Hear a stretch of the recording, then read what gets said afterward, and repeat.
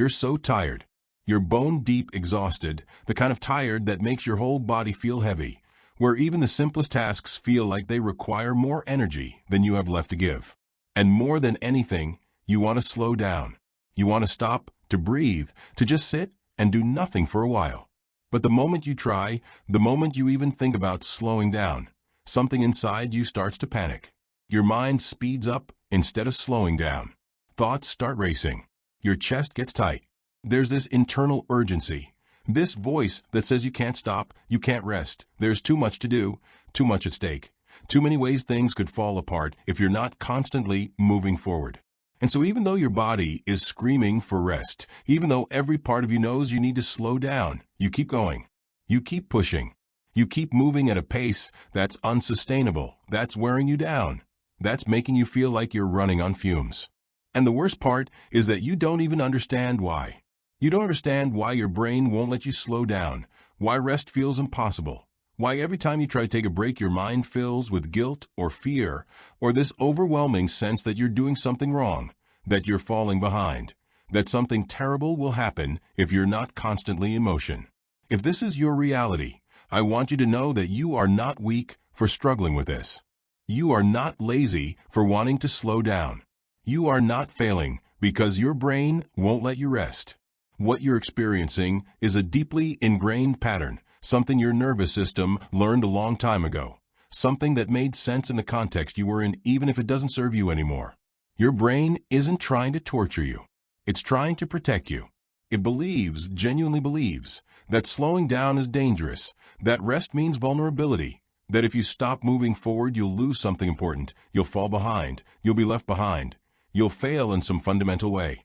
And that belief, that fear, it's running in the background of your mind like a program that's been set to repeat. That's been running for so long you don't even notice it anymore. You just feel the effects.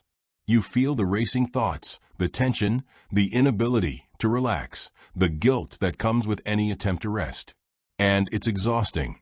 It's so deeply exhausting to live this way, where your mind is always 10 steps ahead, always planning, always worrying, always pushing you forward even when your body is begging you to stop. Let's talk about why your brain gets stuck in this go mode, why it feels impossible to slow down even when you desperately need to. For many people, this pattern starts early, in childhood, in environments where you learned that your safety, your worth, your very survival depended on staying alert, staying productive, staying ahead. Maybe you grew up in a home where things were unpredictable, where you had to be vigilant, where you couldn't relax because you never knew what was coming next. Maybe you learned that love and approval were conditional, that you had to earn them through achievement, through being helpful, through never causing problems or needing too much. Maybe you were praised for being mature, beyond your years, for being responsible, for taking care of things that weren't yours to take care of. And so your brain learned that being busy, being productive, being in constant motion, that's what keeps you safe. That's what makes you valuable. That's what ensures you won't be abandoned or criticized or hurt. And once that pattern is established, once your nervous system has learned that slowing down equals danger, it becomes automatic. It becomes the default setting. And now, even when you're an adult, even when the environment has changed, even when you're in a safe place with safe people, your brain still operates from that old programming. It still believes that you have to keep going, that you can't afford to slow down, that rest is a luxury you haven't earned or a risk you can't take. There's also the piece about chronic overstimulation, about living in a world that never stops, that's always demanding your attention, that's constantly feeding you information and notifications and expectations and obligations. Your brain has adapted to this pace. It's learned to process everything quickly, to multitask, to stay in a state of constant activation. And when you're in that state for long enough, when you're always running at high speed, your nervous system starts to believe that this is normal, that this is just how life is supposed to feel. And slowing down, when it happens, feels wrong. It feels uncomfortable. It feels like something's missing, like you're not doing enough, like you're being lazy or unproductive. Your brain has become addicted to the stimulation, to the busyness, to the sense of urgency. And without it, without that constant forward motion, you don't know who you are or what to do with yourself. There's an emptiness, a discomfort, a restlessness that arises in the space that slowing down creates. And so you fill it. You reach for your phone, you create more tasks, you find reasons to stay busy, because that feels safer than the uncomfortable unfamiliarity of actually resting. Perfectionism plays a huge role here too. If you've internalized the belief that you have to be perfect, that you can't make mistakes, that your worth depends on your achievements and your productivity, then slowing down feels like failure. It feels like you're giving up, like you're not trying hard enough, like you're letting yourself and everyone else down. There's this internal pressure, this voice that's never satisfied, that's always pushing you to do more, be more, achieve more. And that voice doesn't let you rest, because rest looks like complacency, like settling, like not living up to your potential. And underneath that perfectionism is usually fear. Fear of not being good enough, fear of being rejected or abandoned, fear of being seen as lazy or weak or unsuccessful. And so you keep pushing, keep striving, keep moving forward at an unsustainable pace, because the alternative, slowing down and potentially being judged or criticized or left behind, feels more terrifying than the exhaustion you're currently experiencing. And then there's emotional over-responsibility, this pattern where you feel responsible for managing everything and everyone around you, where you believe that if you're not constantly thinking ahead, planning, problem-solving, anticipating needs, then things will fall apart. Maybe you grew up having to take care of adults who should have been taking care of you. Maybe you learned that the only way to keep your environment stable was to be hypervigilant, to anticipate problems before they happened, to manage other people's emotions and needs. And so now, even in your adult life, you carry that weight. You carry the responsibility for everyone and everything. And your brain can't slow down because it believes that if you do, if you stop monitoring and managing and controlling, then something bad will happen. Someone will be hurt or angry or disappointed. Something will be forgotten or missed or ruined. And you'll be to blame. And so your mind races constantly, always scanning, always planning, always trying to stay ahead of every possible problem. And it's absolutely exhausting. But slowing down feels irresponsible. It feels dangerous. It feels like you're abandoning your duty, like you're being selfish or negligent. And so you don't. You keep going, keep carrying that impossible weight, even as it crushes you. Right now, wherever you are, I want you to just notice what's happening in your body. You don't need to change it or fix it. Just notice. Is there tension in your shoulders, like you're bracing yourself for something? Is your jaw clenched? Is your breath shallow and quick, like you're rushing even when you're sitting still? Is there a tightness in your chest or your stomach, this sense of urgency or pressure that lives in your body? Just notice it. And as you notice it, see if you can bring a quality of gentleness, of curiosity, to that noticing. Your body has been working so hard, has been carrying so much, has been running at full speed for so long. And it's tired. It's so deeply tired. And maybe, just maybe, it's okay to acknowledge that. It's okay to feel the exhaustion instead of pushing through it. It's okay to admit that you can't keep going at this pace, that something needs to change, that you need to find a way to slow down, even though every part of you is terrified of what that might mean. Let's take a moment to be with your breath, because your breath is always here, always available, always grounding you in the present moment. You don't have to change your breath, don't have to make it deeper or slower or different. Just feel it. Feel the air moving in through your nose or mouth. Feel your chest or belly rising gently with each inhale. Feel the natural pause at the top of the breath. Feel the soft release as you exhale. Your breath doesn't rush. Your breath doesn't worry about tomorrow or yesterday. Your breath just breathes, here, now in this moment. And when you connect with your breath, when you really feel it, you're giving your nervous system information. You're telling it, through the simple act of noticing your breath, that right now, in this moment, you're okay. You're safe. Nothing is chasing you. Nothing is demanding your immediate response. You can just be here, breathing, existing. And that is enough. You can also bring your awareness to the places where your body is making contact with something solid. If you're sitting, feel your body pressing into the chair or couch. Feel the support beneath you, holding you up. If you're lying down, Feel the weight of your body sinking into the surface below. Feel how you're being held, being supported. You don't have to hold yourself up. You don't have to keep yourself together through sheer force of will. You can let yourself be held. You can let the ground or the chair or the bed support your weight. This is grounding. This is a way of bringing yourself back into your body, back into the present moment, back into the physical reality of being here, now safe. And as you feel that support, as you really allow yourself to feel it, something might begin to shift. Maybe your shoulders drop just a little. Maybe your breath deepens. Maybe the racing in your mind slows down just a fraction. These are small shifts, but they matter.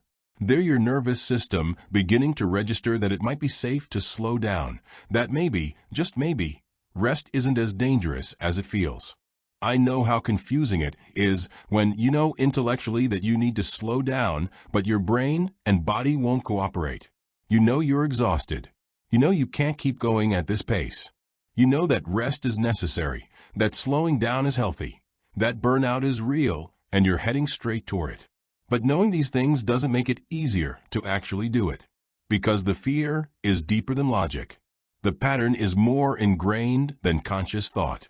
Your nervous system is operating from a place of survival, and it doesn't care about your intellectual understanding of self-care and rest.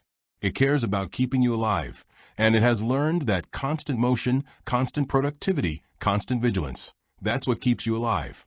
And so even when you try to slow down, even when you set aside time to rest, your brain fills that space with anxiety, with guilt, with all the reasons you should be doing something else. And you end up feeling like you're failing at rest too, like you can't even do that right, like there's something wrong with you, that you can't just relax like a normal person. But here's what I want you to understand. Slowing down isn't easy because it's not familiar. For you, for your nervous system, constant motion is familiar. It's what you know. It's what feels safe, even though it's exhausting. Slowing down, resting, doing nothing, that's unfamiliar territory. That's your nervous system venturing into a state it doesn't recognize, a state it doesn't trust. And unfamiliar feels dangerous to a nervous system that's been trained to stay alert. So when you try to slow down and anxiety arises, when guilt floods in, when your mind starts racing, that's not a sign that you're doing something wrong. That's actually a sign that you're doing something new, something different, something your nervous system hasn't learned yet. And learning new patterns takes time. It takes repetition. It takes patience with yourself and compassion for how hard this is. You're essentially asking your brain to unlearn years or decades of conditioning, to trust that slowing down is safe when everything in its experience has taught it the opposite. That's not a simple or quick process, but it is possible. One of the most important things you can do is start to challenge the stories your brain tells you about slowing down. When that voice says you don't have time to rest, when it says you'll fall behind if you slow down, when it says you're being lazy or irresponsible, you can gently question it. Is that actually true? What evidence do you have that slowing down will lead to disaster? What would actually happen if you rested for an hour or a day or even just a few minutes? Would everything really fall apart? Would you really lose everything? Or is that fear speaking? Is that old programming running? Is that your nervous system trying to keep you safe in the only way it knows how? You're not arguing with the fear. You're not trying to make it go away. You're just creating a little space between you and the thought, between you and the fear, so you can see it more clearly, so you can recognize it as a pattern rather than absolute truth. You can also practice slowing down in very small increments, in doses that feel manageable, that don't trigger overwhelming anxiety. You don't have to go from full speed to complete stillness. You can just practice taking your foot off the gas a little bit. Maybe instead of rushing through your morning routine, you move just slightly slower. You take an extra breath before you get out of bed. You pause for a moment before you move on to the next task. These tiny moments of slowness, these little pockets of pause, they're teaching your nervous system that slowing down doesn't lead to disaster. They're creating new neural pathways, new patterns, new evidence that you can be safe even when you're not in constant motion. And over time, with repetition, those small moments of slowness can grow. They can become longer pauses, more intentional rest, genuine slowness that your nervous system actually allows because it's learned, through experience, that it's safe to do so. There's also something really important about learning to tolerate discomfort, about recognizing that the anxiety and guilt that arise when you try to slow down, they're uncomfortable, but they're not dangerous. You can feel anxious and still rest. You can feel guilty and still take a break. The feelings don't have to control your behavior. This is hard. It goes against every instinct, every pattern your nervous system has learned. But when you practice staying with the discomfort, when you rest even though you feel guilty, when you slow down even though you feel anxious, you're teaching your brain something profoundly important. You're teaching it that feelings are just feelings. They're not facts. They're not commands. They're information, they're sensations, they're experiences. But they don't have to dictate what you do. And the more you practice this, the more you prove to your nervous system that you can survive the discomfort, that nothing terrible happens when you slow down despite the fear, the less power those feelings have over you. I want to acknowledge the grief that might come with this, the sadness of recognizing how much of your life you've spent in constant motion, how little rest you've allowed yourself, how much you've pushed yourself beyond your limits because you didn't feel like you had a choice. There's grief in realizing that you were never taught how to slow down, that the environments you grew up in didn't model rest or self-compassion or gentleness. There's grief in seeing how much you've missed, how many moments you've rushed through, how exhausted you've been for so long. And it's okay to feel that grief. It's okay to be sad about what you didn't get, about what you had to do to survive, about how hard you've had to work just to feel okay. You deserve to grow up in an environment where it was safe to slow down, where rest wasn't seen as weakness, where you didn't have to earn your right to exist by constantly producing and achieving. You deserved that then, and you deserve it now. As we move toward the end of our time together, I want to paint a picture for you, a possibility to hold on to. Imagine waking up one morning and instead of immediately jumping into your day, instead of your mind racing through everything you have to do, you just lie there for a moment. You feel the softness of your bed, the warmth of the covers, the gentle rhythm of your breath. And there's no urgency. There's no pressure. There's just this moment, this quiet, peaceful moment, and you're okay with it. You're not anxious about it. You're not guilty about it. You're just present. And then, as you move through your day, you notice that you're not rushing. You're not pushing yourself.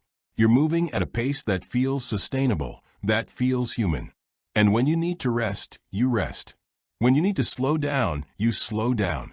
And there's no internal battle, no voice telling you that you're wrong or lazy or falling behind. There's just a quiet knowing that you're doing what you need to do, that you're taking care of yourself, that slowing down is not only okay, but necessary and good. I know that might seem impossible right now. I know your brain might be screaming that this could never be your reality. But I promise you, it is possible. Your brain can learn to slow down. Your nervous system can learn that rest is safe. It takes time. It takes practice. It takes patience and compassion and a willingness to try even when it feels uncomfortable. But you can get there. Every time you choose to slow down, even for just a moment, even when it feels terrifying, you're taking a step toward that possibility. Every time you question the stories your brain tells you about productivity and worth and danger, you're creating space for something new to emerge. Every time you offer yourself compassion instead of criticism, rest instead of relentless pushing, you're teaching your nervous system that there's another way to live, a gentler way, a more sustainable way. And slowly, imperceptibly, at first, but then more noticeably, things will begin to shift. The urgency will ease. The guilt will soften.